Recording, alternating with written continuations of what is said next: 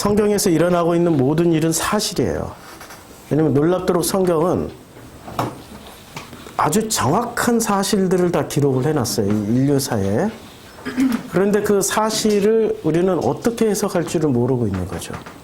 사실이 있어요. 그런데 그 해석에 따라서 그 사실은 사실이 될 수도 있고 가짜가 될 수도 있고 사실 비스무리한 것도 되고 가짜 비스무리한 것도 될 수 있어요. 해석이 정말로 중요한 거거든요. 근데 해석을 어떻게 하느냐? 그걸 와서 배우는 데가 지금 이 시간이에요. 해석을 어떻게 하느냐. 근데 해석을 전부 다 자기가 해석해버리면은 그거는 자기 복음이 되고 아버지의 뜻에 따라서 해석하면 그게 진짜 복음이 되는 거예요. 아버지의 뜻에 따라서 해석을 하고 있냐 아니냐 이제 우리가 이런 걸 살펴봐야 되는데 자 어제 우리 토요 성경 공부에 잠깐 얘기했지만 창세기 1장부터 11장까지 이제 창세기 구조가 굉장히 중요하거든요. 창세기는 몇 장까지 돼 있어요? 1장부터 네? 몇 장까지 돼 있어요? 여기 있잖아요. 50장까지. 네, 50장까지 1장부터 50장까지 돼 있는데 예, 창세기 1장부터 50장까지 돼 있는데 그런데 여기서 창세기는 1장부터 11장 그러니까 12장까지 12장부터 딱 나눠요. 이렇게 1장부터 요 12장 전까지는 요것을 원역사라고 그래요. 그 다음에 12장부터 50장까지는 누구의 역사예요? 아브라함과 이삭과 야곱의 역사예요. 아브라함, 이삭, 야곱의 역사예요. 근데 우리는 아브라함, 이삭, 야곱의 역사로 들어가면 헷갈려요. 왜 헷갈리죠? 너무나도 다양한 스토리야 너무나도 풍부한 이야기 때문에 헷갈려서 이 속에 들어가면 푹 빠져가지고 못 나와요. 그런데 원역사를 보면은 이 원역사 중에 지금 여기 창세기 1장부터 11장 사이에 여기 1장 하나를 풀어낸 게 이게 창세기 12장부터 시작해가지고 성경은 어떻게 기록됐냐면 구약을 보면은 구약이 여기 말라기란 말이에요. 말라기까지 거기는 안 보이시죠? 말라기까지 있는데 창세기 12장부터 시작해가지고 말라기까지는 다 누구 이야기입니까? 아브라함과 이삭과 야곱의 후손들 이야기잖아요. 창세기 12장부터 말라기까지는. 근데 이 창세기 12장부터 말라기까지 구약 전체가 이 창세기 1장부터 12장까지 치면은 분량이 여기서부터 12장부터 말라기까지를 창세기 1장부터 11장의 내용까지 12장 전까지를 이런 식으로 표현하면은 몇 페이지나 들어갈 것 같아요? 몇 장이나 들어갈 것 같아요? 물 좀 주세요. 물 다 마셔가지고. 예. 얼마나 들어갈 것 같아요? 불과 이 엄청난 분량이잖아요. 창세기 12장부터 말라기까지. 이것을 창세기 1장부터 12장 사이에 화법으로 쓰게 되면은 3줄 정도 들어가면 많이 들어가는 거예요. 3줄도 채 못 들어가요. 그럼 창세기 1장부터 11장은 엄청나게 압축되어 있는 그런 내용을 엄청나게 압축시켜가지고 써놓은 책이 창세기 1장부터 11장이에요. 12장 전까지예요. 그러니까 우리는 창세기 1장부터 12장까지의 내용을 사람들이 이해를 못하는 거예요. 왜냐면 그만큼의 신학을 한 사람들은 신학을 했지 그 사람들이 과학을 했다거나 의학을 했다거나 아니면 정치를 했다거나 이런 분들이 별로 없잖아요. 다방면의 공부를 안 한단 말이에요. 예, 그냥 뭐 다방면의 경험을 하더라도 세상살이 하다가 그래 하나님이 부르심이 있어서 신학을 해야지 하고 그렇게 들어오신 분들은 세상 경험이 있고 뭐 다른 학문을 하다가 들어오긴 했어도 예를 들어서 경영학을 공부하다가 신학을 하신 분이 계세요. 경영학을. 경영학을 공부하다가 신학으로 MDB 해가지고 목사가 돼가지고 경영학적으로 교회를 운영했더니 교회가 대박 성장 대형 교회가 됐더라라고 하신 분이 누가 있으세요? 우리 지금 제일 유명한 여러 가지로 유명한 전병훈 목사가 경영학 하다가 총신대 MDB 가가지고 목사 돼서 경영학의 노하우를 살려서 목회를 하셨던 분이세요. 예. 그러니까 그런 식으로 써먹게 되는 거죠. 근데 여기서 창세기 1장부터 12장까지는 그야말로 어떤 학문 하나를 알아서는 이거는 해석이 불가능해요. 여기는 전 인류의 모든 역사가 다 녹아져 있어요. 그래서 인문, 사회, 학부터 시작해서 역사, 철학, 과학, 의학, 정치학, 행정학까지 다 이 속에 녹아 들어가 있기 때문에 사람들이 못 읽어내요. 못 읽어대니까 1장부터 11장은 원역사야. 이건 옛날 이걸 신화야 라고 신학계에서 신화라고 해서 폄하시켜버려요. 자기네들이 해석 못하면 꼭 그냥 성경이라 할지라도 무시를 해버려요. 루터가 그랬나요? 칼빈이 그랬나요? 요한계시록 해석을 못하니까 야고보도 해석을 못해. 야고보 해석을 못했어요. 그분들은. 아니 요한복음 야고보 해석을 못했어요. 야고보를 뭐라고 그랬어요? 야고보서를 지푸라기 복음서야. 지푸라기 되라고 그랬어요. 성경을 누구 먼저 무시를 했어요? 우리의 교주 되시는 분들께서 먼저 무시를 해버렸어요. 해석을 못하니까. 이렇게 자기 해석 능력이 있고 자기 눈높이로 다 봐버리는 거예요. 그건 굉장히 잘못된 거죠. 그래서 이 원역사는 우리가 앞으로 10년 동안 이제 앞으로 요한복음 끝나면은 요 부분을 집중적으로 요 부분 알면은 나머지 그냥 창세기 12장부터 말라기까지 심지어는 요한계시록까지 그냥 한 방에 끝나요. 다 해결돼. 다 해결돼. 다 들어가 있어요. 이 안에 다 들어가 있어요. 창세기 1장부터 11장까지 다 들어가 있어요. 우리가 아까 저기 WCC 논쟁이 나왔단 말이에요. 이거 들어보시면 WCC 가지고 얘기할 수 있는지 없는지가 이제 나올 거예요.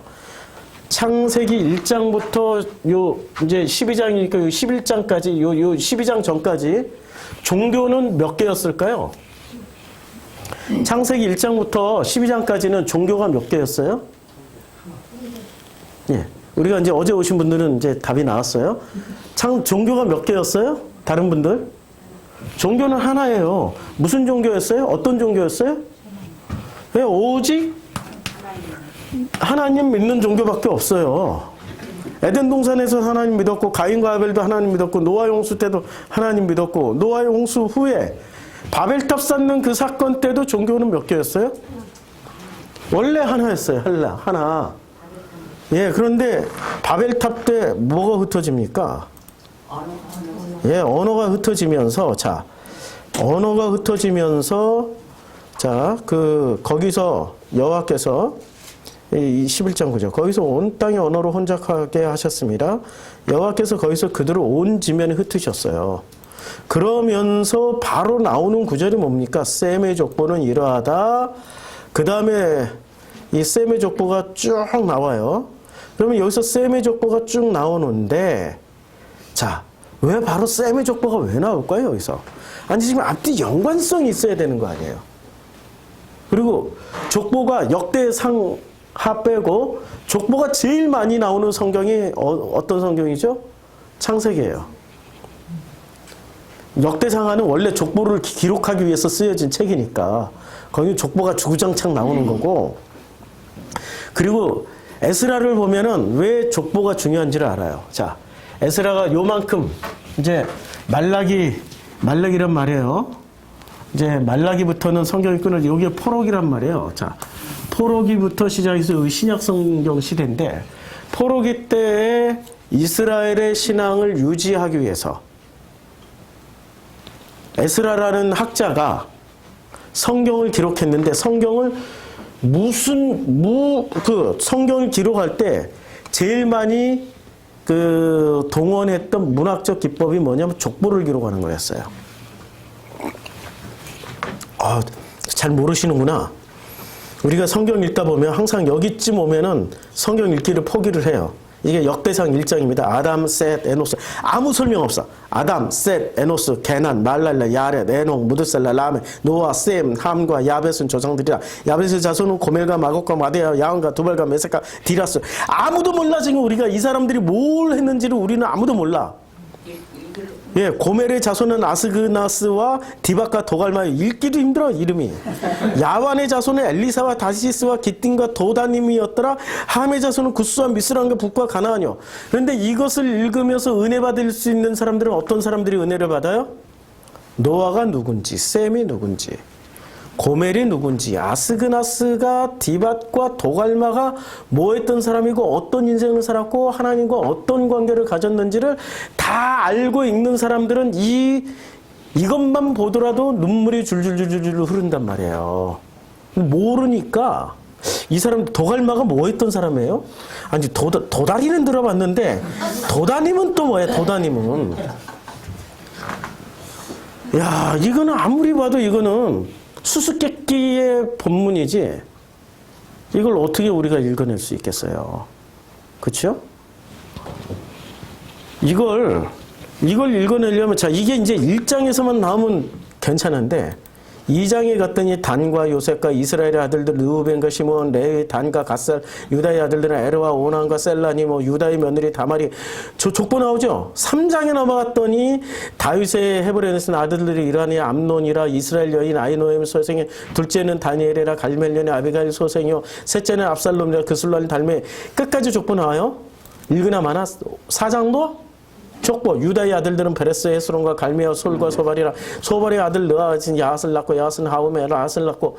자 5장에 나가도 이스라엘의 장자 르우벤의 아들 한옥과 발루와 헤스론과 갈미와 요엘의 아들 스마요 그의 아들은 고교 그의 아들은 시므이요. 족보 나오죠. 6장도 족보 나오겠죠. 레위 아들들은 게르손과 그학과 무라리요. 7장은 뭐가 나오겠어요? 족보 나와. 이사가의 아들들은 돌라 보아 야술과 이스몬과 네 사람. 8장도지. 베냐민이 낳은 자는 맏아들 벨라와 둘째 아들 아스라 셋째 아라 넷째 노아와 다섯째 리아 라바이며 다 몰라. 우리는 모르는 9장까지 족보가 나와요. 그리고 10장에서부터 이제 사건이 나옵니다. 그러니까 성경을 읽다가 레위기가 한번 고비예요. 레위기가 고비고 진짜 고비는 이 역대상이 진짜 고비예요. 모르는 이름들만 주구장창 나오니까. 네, 모르는 이름들만 주구장창 나오지. 도다리는 알겠는데 도다리는 도대체 뭐냐고. 네? 이런 식으로 이름이 나오니까 이름을 자 집에 혹시 족보가 있는 분 계세요? 집에? 네, 집에 족보가 있죠. 족보를 놔두고 혹시 족보 있는 분은 아버님한테 족보를 이렇게 족보 교육을 받아보신 적이 있으세요? 예. 그래서 하나님이 저를 하동정시 좌전공파 아니 뭐 좌전공의 문절공파 27대 장손으로 태어나게 하셨어요. 집에 족보가 이만큼 있어요. 아버지가 우리 집에는 너무 가난해가지고 책도 쌓아둘 데가 없어요. 옷도 2벌 이상 놔둘 데가 없어. 방이라고 해봐야 요 앞에 요 절반만한 방에 5 식구 살았으니까. 옛날엔 그렇게 살았단 말이에요. 이런 데서 5 식구 물건 놔둘 데 없으니까 아버지가 이렇게 여기 선방 같은 거 하나 만들고 거기다 이부자리 올려놓고 거기에 또 밑에 뭐 놔두고 그것도 쪼개서 썼어. 그러니까 자다 보면 서로 이렇게 포개서 자야 되는 이런 데서 제가 정말 오랜 시간을 그렇게 살았어요. 그런데 유일하게 있었던 책은 딱 2가지였습니다. 족보하고 삼국지. 네. 삼국지 책이 있었어요. 어렸을 때 제가 활자중독이라 족보를 한문으로 다 돼 있는데 활자중독은 있잖아요. 뜻을 몰라도 그냥 읽어요. 그냥 읽는다니까요. 그냥 책 있으면 읽어요.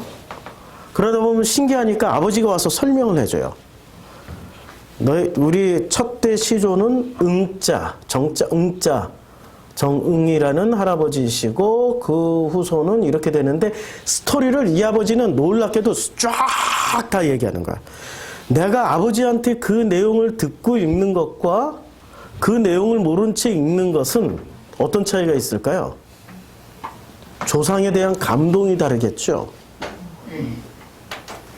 이름 하나 읽는데 그 이름의 스토리가 내 머릿속에 다 있으니까 이름 하나하나 담긴 사연과 성과와 업적들이 다 그것을 내가 기억하고 읽는 것과 그것을 모른 채로 읽는 것은 하늘과 땅 차이겠죠. 역대상에서 에스라가 아담, 셋, 에노스 요 이름 하나씩만 기록해놨지만 이때 당시에 이 책을 읽었던 유대인들은 어땠을까요? 아담 하면 아담의 스토리가 다 있었을 거 아니에요. 성경에 나와 있는 아담의 스토리 외뿐만이 아니라 그 외전이라고, 그러니까 외경이라고 그러죠. 외경, 위경. 외경이 뭐고 위경은 또 뭘까요? 성경에는 세 가지 종류 있다는 거 아세요? 성경에 세 가지 종류. 요건 지식으로 잘 챙겨 놓으세요. 1. 정경이 있고, 정경. 2. 외경이 있고, 3. 위경이 있어요. 성경에는 이 세 가지가 있어요. 그리고 우리는 어떤 성경만 가지고 있어요? 개신교는 정경만 가지고 있어요. 그럼 카톨릭은 외경까지 챙겼어요. 그러면 동방교회는 러시아 정교회라는 이런 러시아 정교회, 그리스 정교회, 정교회는 요거 다 챙겼어요. 정경, 외경, 위경까지 다 챙겼어요. 그래서 정경만 붙잡고 있는 우리는 외경, 위경을 인정하지 않으니까 요것들은 다른 성경을 가지고 있다 해서 이단이야 이렇게 했는데 원래 외경, 위경이 언제부터 쓰여진 거예요? 정경의 역사만큼은 오래됐어요. 오랫동안 살아남아 있었다고요. 안 없어지고 신학자들은 이거 다 연구해야 돼요. 외경이나 위경을 다 연구해야 돼요. 그러면 아담 하면 아담은 정경에서는 뭐만 나와요? 창세기 1장, 2장, 3장, 4장까지 나오고 5장에서 이름만 다 그렇죠? 이름 그냥 뭐 셋을 낳았다 거기까지 나오고 딱 사라져요. 그 다음부터는 아담은 사건으로 회자가 되는 게 아니라 이름만 나와요. 지금도 아담 이름만 나왔잖아요. 그렇죠? 그러면 성경에 나와 있는 창세기 1장부터 5장까지 나와 있는 아담의 스토리는 어디 가서 찾아야 돼요? 외경이나 위경에 많아요. 풍부하게 남아있어요.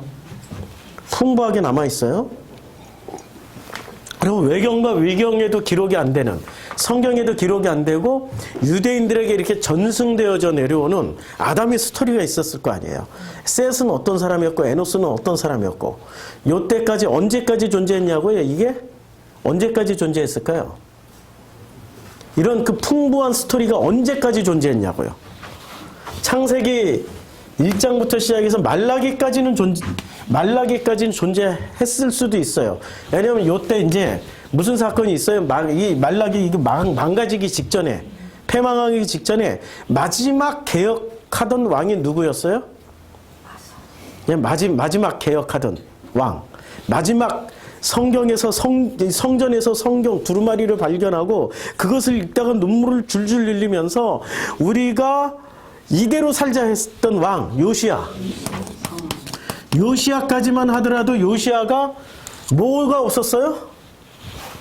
정경, 외경, 위경 중에 뭐가 없었어요? 예, 다 없었어, 다. 요시야가 물려받은 거 하나도 없었어. 그냥 뭐만 물려받았어요? 구전만 물려받았다고, 구전만. 그러니까 요시야는 구전만 가지고 있었어요. 두루마리는 어디에 처박혀 있었어요? 성전 어디 골방에 처박혀 있다가 요시야가 성전을 개보수하다가 거기서 보수공사하다가 두루마리가 나온 걸 보고 그걸 읽다가 요시야가 엄청 울면서 회개하면서 유월절을 처음에 했던 거예요. 유월절 절기를 요시야처럼 잘 지킨 왕이 없었어요. 왜 그렇게 유월절을 열심히 지켜야 됐죠? 요시야는? 왜 유월절을 그렇게, 다른 절기도 많은데 왜 그렇게 유월절을 열심히 지키려고 그랬죠? 출애굽이니까. 그게 원형이니까. 그래서 요시야가 출애굽의 의미의 핵심, 자기들이 이렇게 존재하고 있을 수 있었던 거는 유대인으로서 유대교를 존재하고 있는 가장 큰 까닭은 무엇을 했기 때문에? 출애굽을 했기 때문에 유월절을 지켜버린 거예요.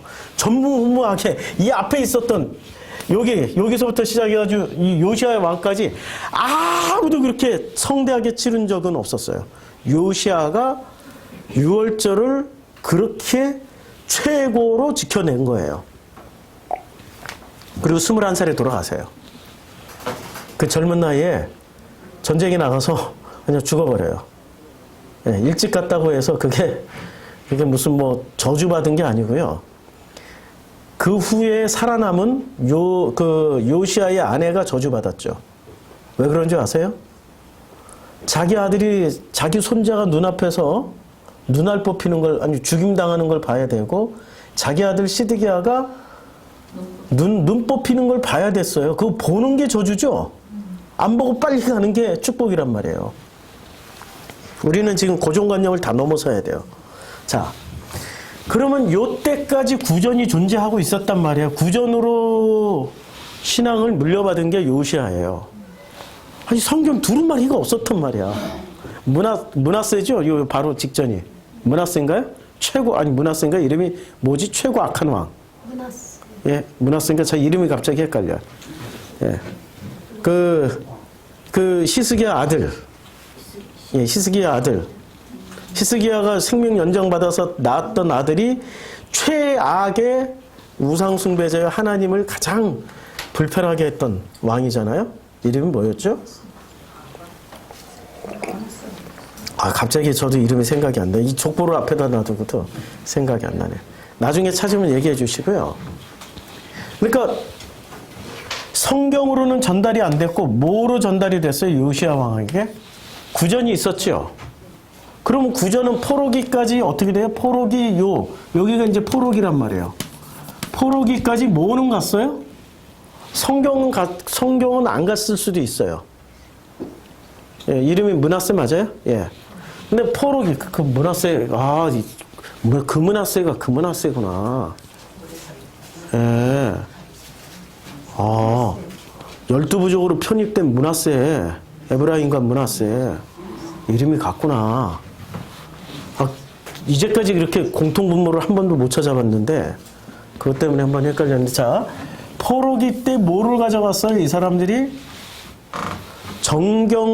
지금 요 성경을 가져갈 수도 있고 못 가져갈 수도 있었어요. 네, 성경을. 아니면 성경이 있다면은 이때는 값어치가 어느 정도 됐을까요? 성경. 아니, 지금 바벨론 전 제국의 수도란 말이에요. 자, 우리가 만약에 일본하고 전쟁을 했어요. 그래서 일본의 도쿄에 드디어 우리가 이제 도쿄에 군대가 들어가자마자 우리가 제일 먼저 확보해야 될 게 뭘까요? 거기 있는 전자제품을, 도쿄의 전자제품이 시부야인가? 거기 있잖아요? 전자제품 거리, 거기서 전자제품을 확보해야 될까요? 아니면 그 나라에 있는 무슨 농산물을 확보해야 될까요? 아니면 우리나라에서 뺏어갔던 그 모든 역사적 자료를 가서 확보를 해놔야 될까요? 불에 못 태우게. 그렇죠. 역사를 회복해야 이제 이 역사를 가지고 누구를 가르쳐요? 일본을 식민지로 만들어버리면 그들은 우리 역사를 가르쳐서 우리 백성으로 만들어야 된단 말이에요. 그렇죠? 그러면 성경을 누가 가져갔을 확률이 높아요?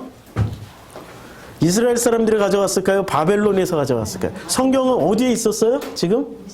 요시아가 성전에서 찾아가지고 어디에다 놔뒀겠어요? 성경을? 성전에다 놔뒀죠. 그럼 성전에 있는 물건을 바벨론은 성전을 부수긴 했어도 성전 안에 있는 물건을 안 부셨어요. 어떻게 했어요? 그대로 다 가져갔어요. 그대로 다 가져갔다니까요. 신기하게. 그대로 가져가서 바벨론 창고에다 넣어놨고 그게 메데 바사로 이 국가가 바뀌어요. 그 사이에 70년 동안 세 번 바벨론에서 메데에서 바사로 바뀌어요. 바사로 바뀌면서 그 바벨론 너무나도 빠른 시간 안에 바뀌니까 그냥 바벨론이 페르시아고 페르시아가 바벨론이에요. 근데 그 창고 안에 뭐가 있었어요?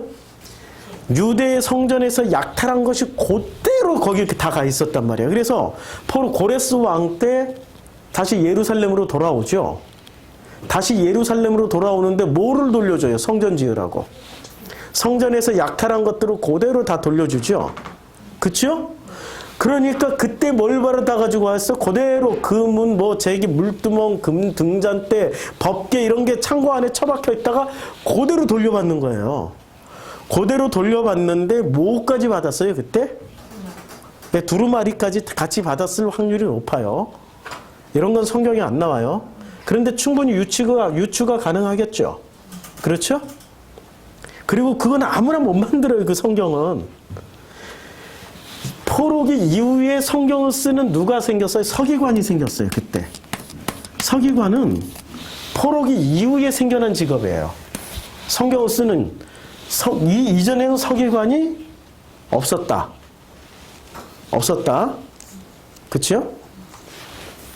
그러니까 성경은 국가적인 보물이자 기념, 지켜야 될 유산이었단 말이에요.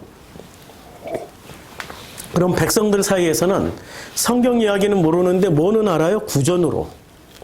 6월절이나 이런 행사 때 오면은 쫙 제사장이. 그러니까 자 보세요.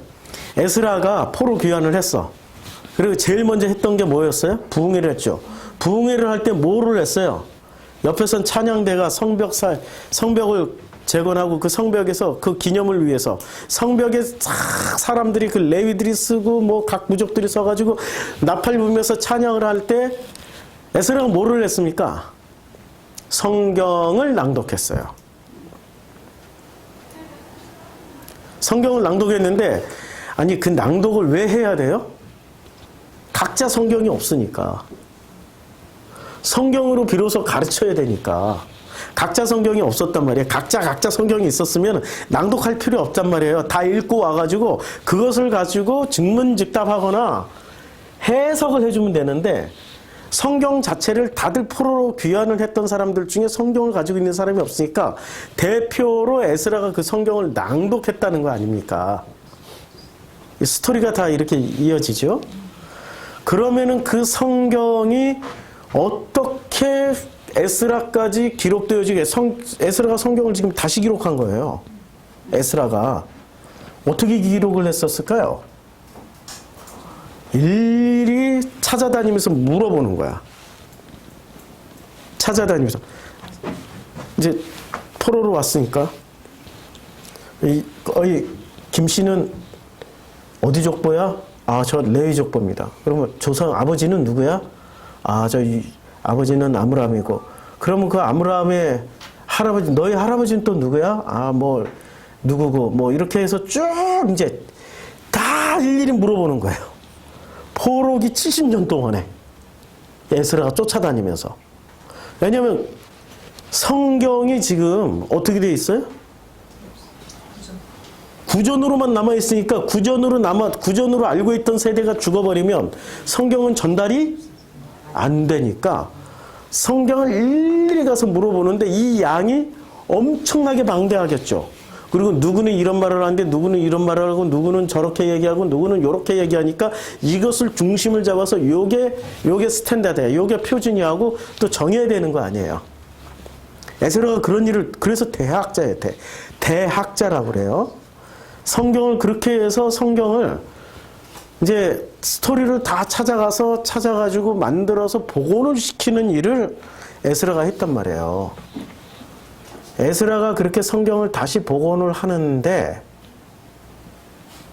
거기에 성경을 있는 그대로 과거에 요 멸망당하기 이전에 요 창세기 1장부터 말라기 직전까지 쓰여졌던 성경을 고스란히 복원을 시켜서 썼을까요? 아니면 자기 생각을 넣어서 썼을까요?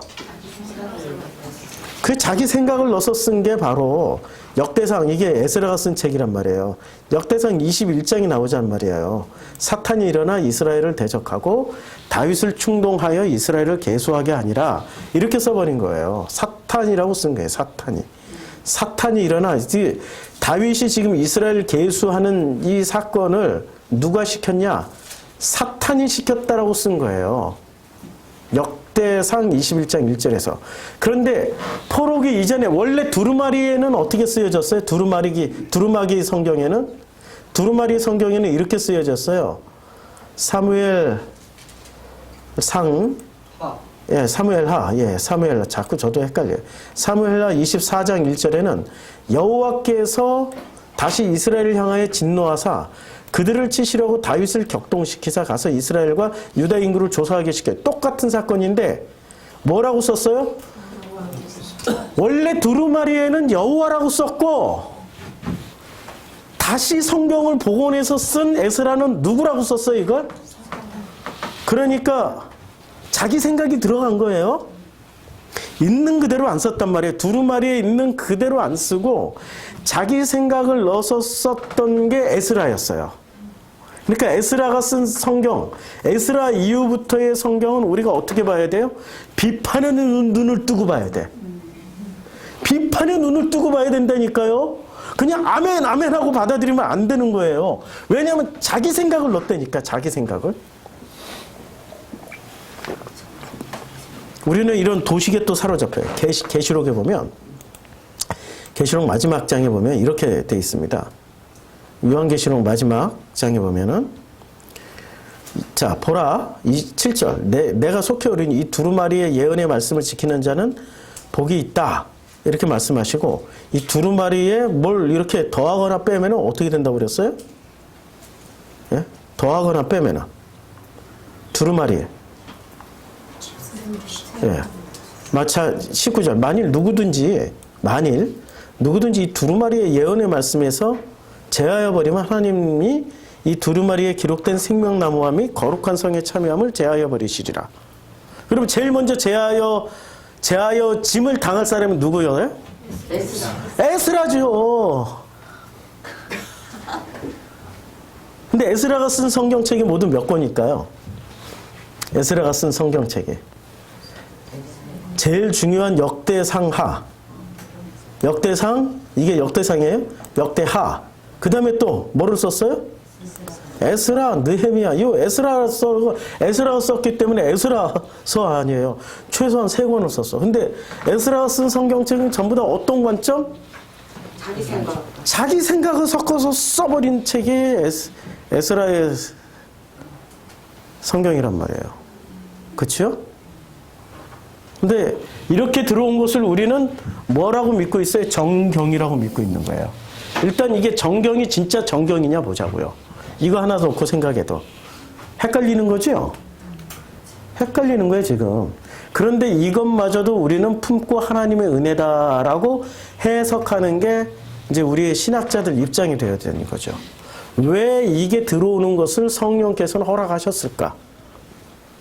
왜 이런 자기 생각으로 쓴 것이 들어온 것을 왜 허락하셨을까? 이런 에스라서가 성경으로 들어왔기 때문에 저 같은 사람이 지금 이 비밀을 찾아내는 거예요. 성경 안에 감추었던 비밀을 찾아내는 거예요. 자, 그러면 이제 창세기 1장부터 11장까지가 1로 치면은, 그럼 2는 전부 다 창세기 12장부터 말라기까지가 2가 되는 거죠. 1이 더 커요? 2가 더 커요? 1이 훨씬 커요. 내용면으로 보면 1이 훨씬 더 커요. 분량으로 보면 2가 훨씬 크죠. 내용면으로 보면 1이 훨씬 커요. 창세기 1장부터 11장까지가 훨씬 커요. 자, 그러면은 이제 다시 창세기 11장으로 돌아가요. 11장으로 돌아가면은 원래 종교는 몇 개였어요? 창세기 1장부터 11장까지. 이때 종교는 한 개. 이 관점에서 보면 창세기 12장부터 시작해가지고 포로기까지 종교는 모두 몇 개? 예? 개수는 무수히 많지만 내용상으로는 왜 하나죠? 원래 하나에서 갈라져 나온 거니까. 원래 하나에서 갈라져 나온 거니까. 1장부터 11장까지 알면은 나머지 해석은 쉬워요. 그러니까 원래 하나였다가 갈라져 나왔으니까 이 사람들이 송아지를 보고 하나님이라고 부르든지, 아니면 법궤를 보고 하나님이라고 부르든지, 아니면 저 돌덩어리 놓고 하나님이라고 부르든지 이해가 되죠.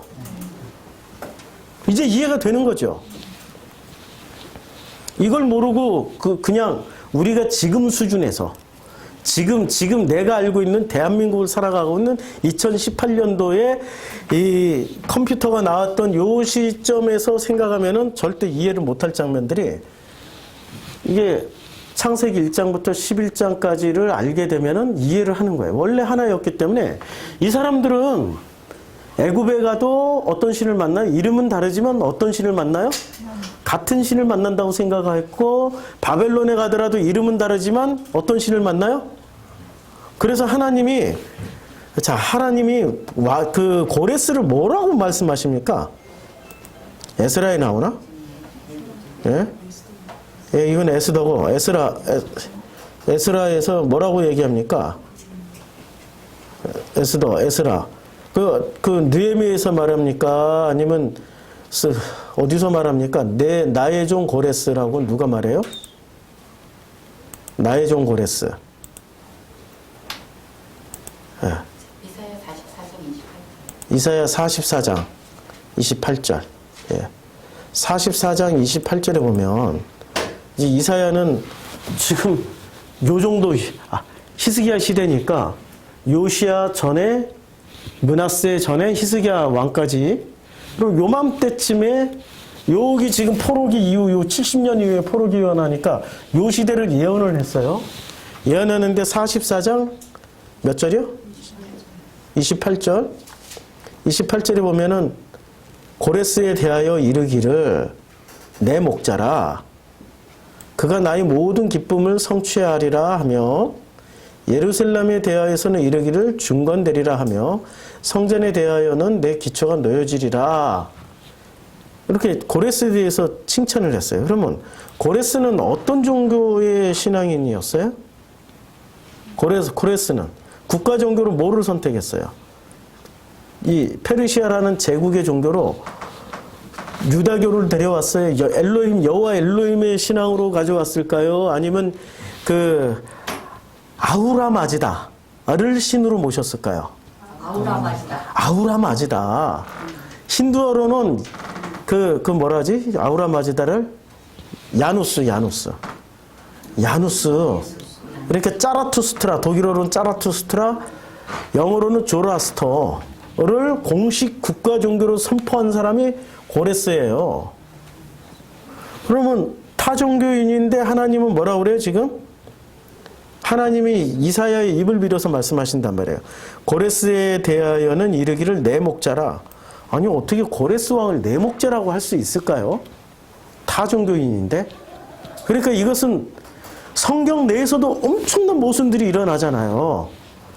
뭐를 반증해줘요? 11장에 원래 하나의 종교였는데 흩어졌다라는 걸 얘기해 주는 거죠. 그렇죠? 그럼 WCC 논쟁 가지고 지금 하는 거는 창세기 1장부터 11장까지의 역사를 모르고 지금 구약 성경에서 하나님이 이렇게 말씀하시는 이 역사를 다 무시하는 거죠. 그렇죠? 모든 종교의 근본은 뭘 하자는 얘기예요? 종교가 타락하면 영생으로 가고요. 영생 하나만 취하면 된다고 그래. 근데 종교가 본래의 기능을 다하면 누구를 만나자고 하는 거예요? 하나님 아버지를 만나자고 하는 거예요. 모든 종교는. 원래 이거예요. 하나님 아버지를 만나자고 하는 건데 종교가 타락을 해버리는 거예요. 기독교도 타락하면 예수 안 가르쳐 주잖아요. 아니, 기독교가 타락했으니까 예수를 뭐로만 가르쳐 줘요? 예수 하면은 십자가에서 죽고 사흘 만에 부활했다. 요것만 가르쳐 줘요. 예수에 대한 풍부한 내용물을 안 가르쳐 준다고요. 예수를 가르쳐 준다 하더라도 교리 안에 있는 예수만 가르쳐 줘요. 내 친구 예수는 안 가르쳐 줘. 내 친구 예수를 좀 가르쳐 달라고. 내 친구 예수가 그립다고. 내 아버지 하나님을 그립다고. 아버지 하나님을 좀 가르쳐 달라고. 안 가르쳐 주잖아요, 종교는. 아버지나 친구로서 예수나 하나님을 대하지 못하게 해요. 신성시시키고 신성화시켜서 그분의 절대 주권 앞에 무조건 항복하게만 만들어요. 항복 이꼴 뭐가 되죠? 순종. 순종하면은 뭐가 돼요? 그 제국을 유지하는 강력한 이데올로기가 돼요. 지구상에서 가장 순종 잘했던 1940년대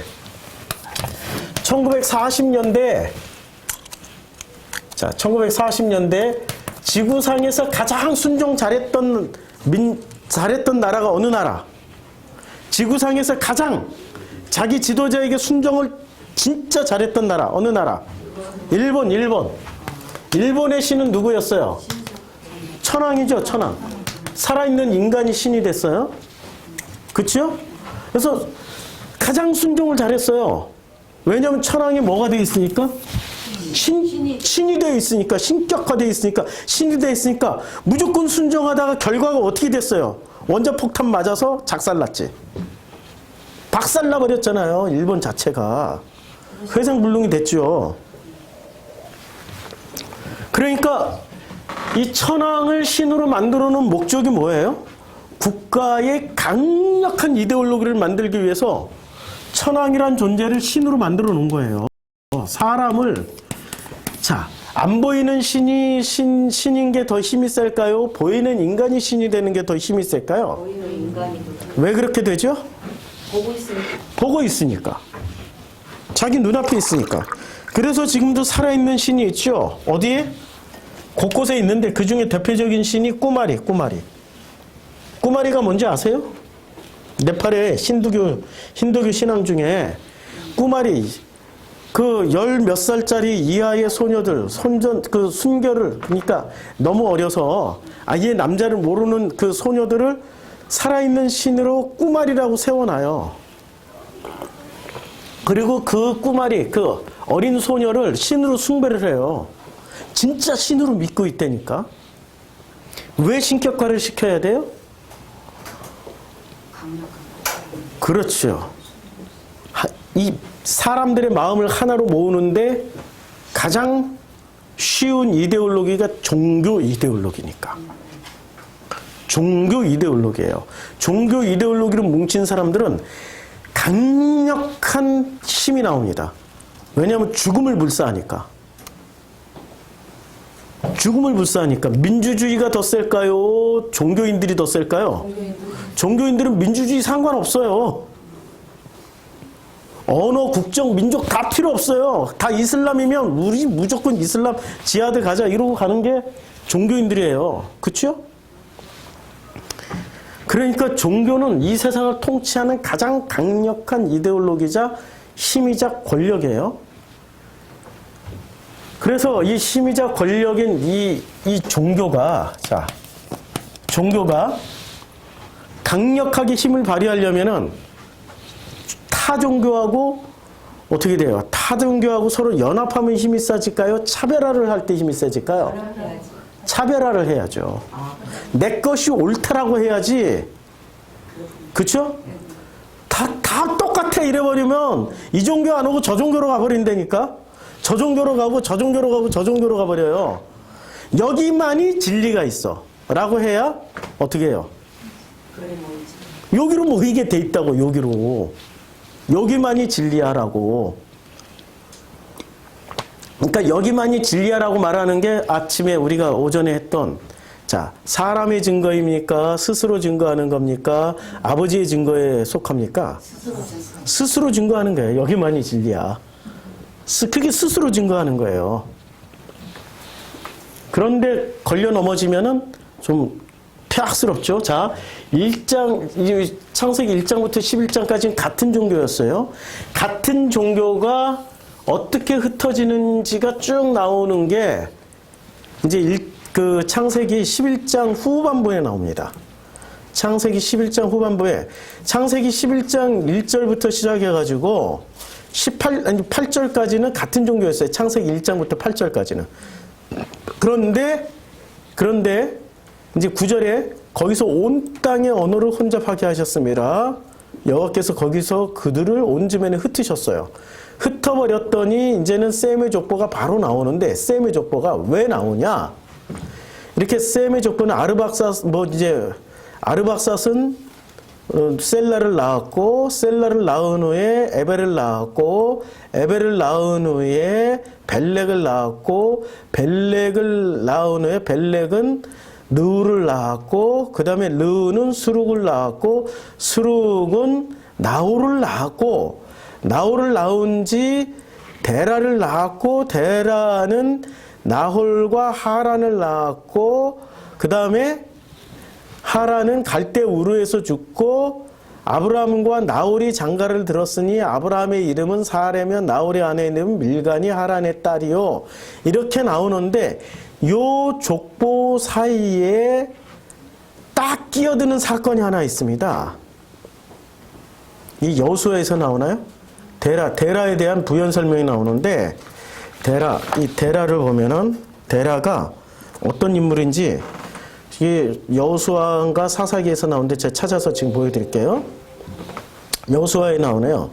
자, 여호수아 24장 2절에 여호수아가 모든 백성에게 이르되 이스라엘의 하나님 여호와께서 이같이 말씀하시기를 옛적에 너희 조상들 곧 아브라함의 아버지 나홀의 아버지 데라가 강 저쪽에 거주하여 다른 신들을 섬겼으니 자 지금 여호수아가 이야기하는데 자 여호수아가 이렇게 말을 할 때는 요때 이제 24장이란 말이에요. 24장이면 요단강을 기준으로 해서 요단 동편에 있었던 걸까요? 서편에 있었던 걸까요? 서편에 가나안 땅 점령하고 들어와서 이제 그러면 데라는 어디서 다른 신을 섬겼어요? 요쪽에서 저쪽 강저편이니까. 동편은 어떤 때예요? 그러니까 요단강 기준으로 다른 신을 섬기던 때야. 예. 그러니까 다른 신을 섬기고 누가 다른 신을 섬기기 시작했어요? 예, 데라 때부터. 그러니까 그 벨렉, 르우, 뭐 수룩 여기까지는 안 그랬어요. 근데 누구 때부터? 데라 때부터 이제는 신들이 어떻게 됐어요? 신들이 원래 하나의 종교였는데 종교가 데라 때부터 어떻게 됐어요? 쫙 찢어졌어요.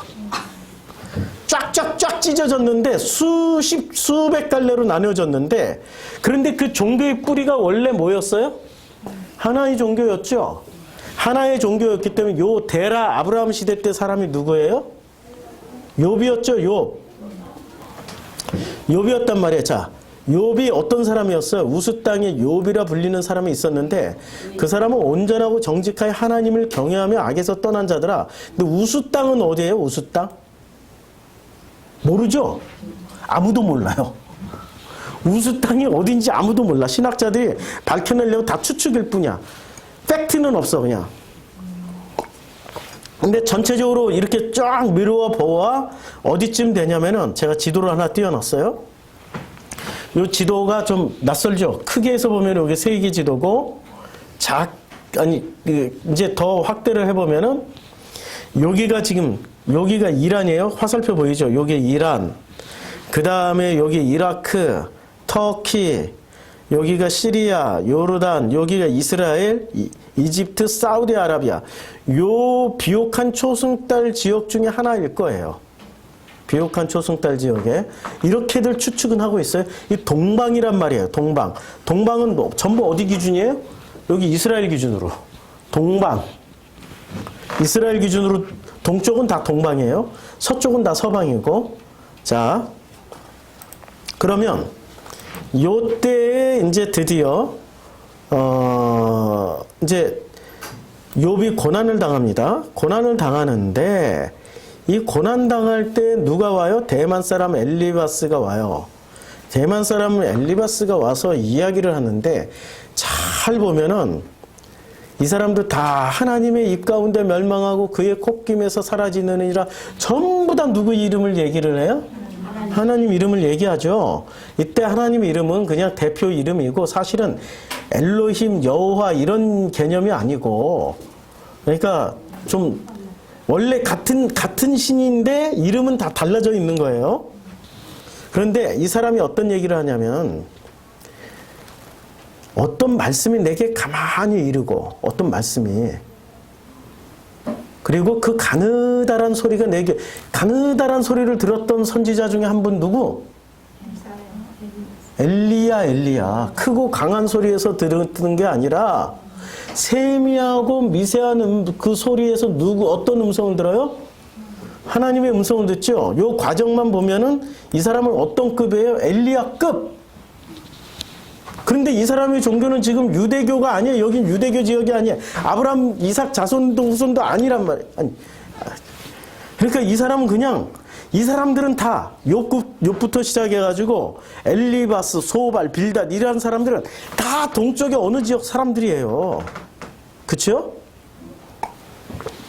그런데 사람이 깊이 잠들 즈음 내가 그 밤에 본 환상으로 말미암아 생각에 번거로울 때 갑자기 두려움과 떨림이 내게 이르러서 모든 뼈마디가 흔들려요.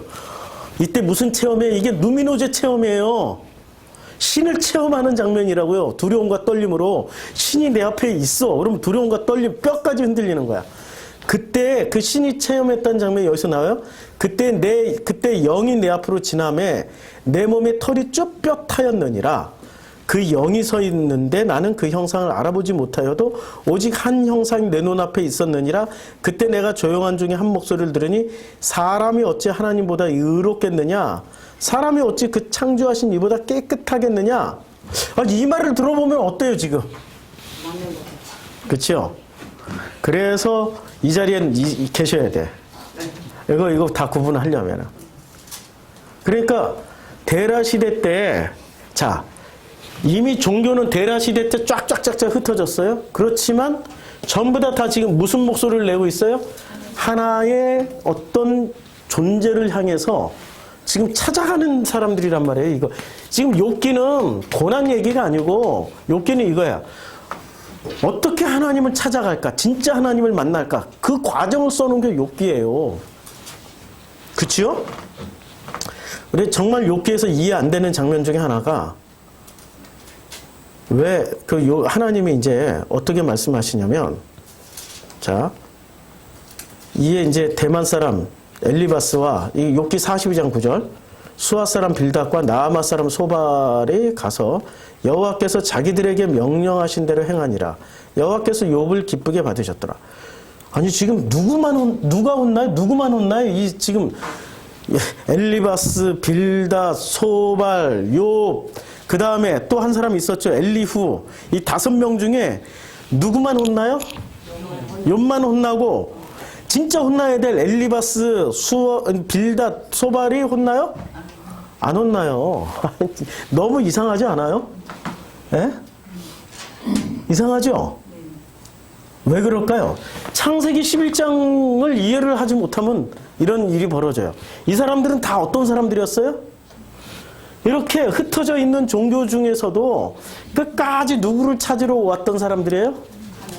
그렇죠. 본질. 진짜 그분을 찾으러 왔던 분이에요. 그분을. 그러니까 하나님이 그 의도를 아시고 혼내질 않으세요. 그런데 욥은 왜 혼냈을까요? 본질도 모른 채 지가 의인 행사를 하고 있으니까 하나님 혼내버린 거예요. 본질도 모른 채. 의인 행세를 하고 있었단 말이에요. 그래서 지금 이 동시대 욥을 얘기하는 거예요. 데라 시대 때 어떻게 됐어요? 데라와 욥의 시대 때 이미 종교가 쫙쫙 흩어졌어요. 쫙쫙 갈라졌어요. 그러니까 원래 모든 종교의 뿌리는 어디서부터 출발해야 돼요? 하나님 종교, 여호와의 종교에서 출발한 거예요. 그런데 그것이 이렇게 사분오열되고 갈라지고 찢어지고 합종 연애를 통해 가지고 전혀 다른 하나님을 찾지 않고 누구를 찾아요? 예, 하나님을 찾지 않고 자기들 눈에 좋은 것으로만 찾아가요. 이것을 로마서 1장에 바울이 뭐라고 써놨을까요? 로마서 1장에 보면, 자, 로마서 1장에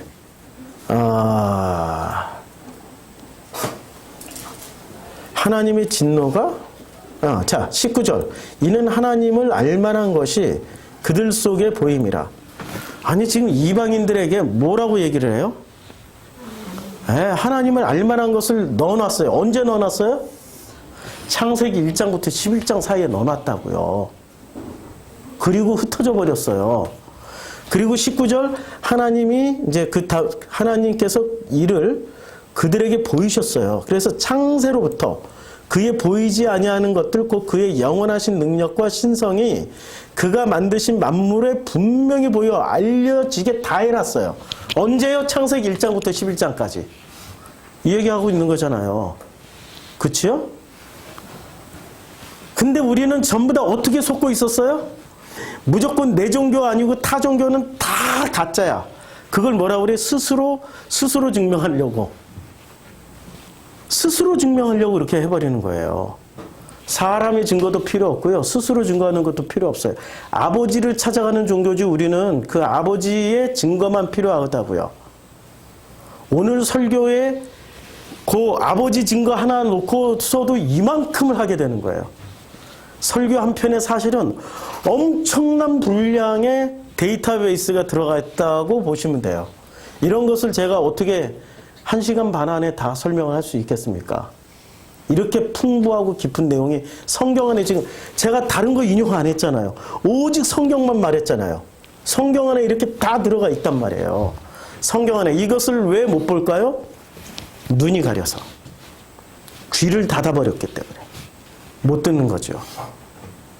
그러면 눈을 열고, 이제 성도님들 말고, 평신도 말고, 목회자가 눈을 열고 귀를 열려면 어떻게 해야 돼요? 첫째, 공부를 많이 해야 된다. 둘째, 기도를 많이 해야 된다. 셋째, 삶에서 죽도록 얻어 터져야 된다.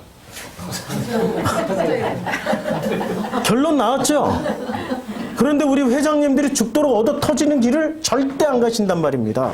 문제는 우리 목회자들의 목표 지향점은 얻어 터지는 길로 가요? 좁은 길로 가요? 넓은 길로 가요? 넓은 길.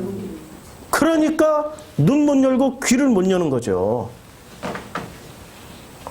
안타까운 일이죠. 그렇지만 우리 믿음의 선배들을 보면 알아요. 우리 믿음의 선배들, 우리의 신앙의 선배들, 우리의 목회자, 우리의 신앙의 목회자들의 선배 60년대, 70년대 목회자들은 좁은 길 갔어요? 넓은 길 갔어요? 삶 자체가 좁은 길이야.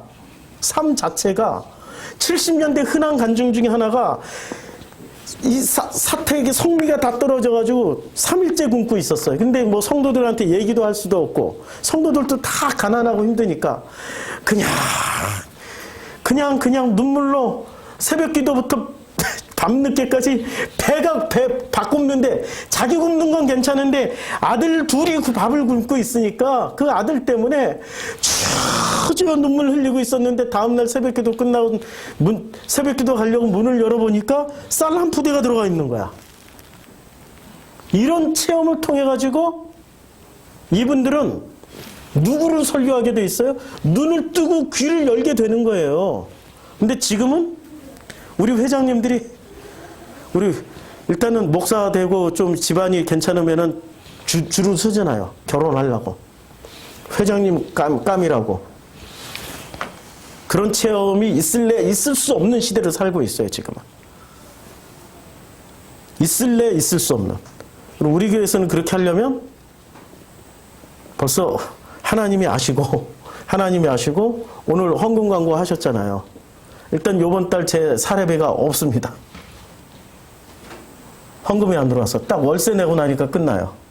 오늘 이제 사례비라도 좀 받으려면 오늘 헌금이 좀 들어와야 되는데 하나님이 이렇게 저를 눈을 열고 귀를 열게끔 만들어 주세요. 그게 저에게는 축복이란 말입니다. 그게 축복이에요. 매번 무릎을 꿇고 갈 수밖에 없게 만드는 그 일을 우리 주님이 해주십니다. 벌써 1시간 10분이 지났습니다.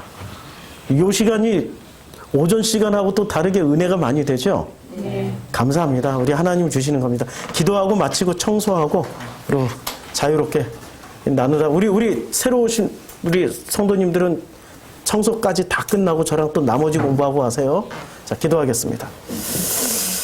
아버지 하나님, 우리를 축복하여 주셔서 감사합니다. 이제 우리 눈이 열리고 귀가 열려서 진짜 성경에서 말씀하시는 것이 무엇인지를 알아듣게 해주시고 깨닫게 해주시고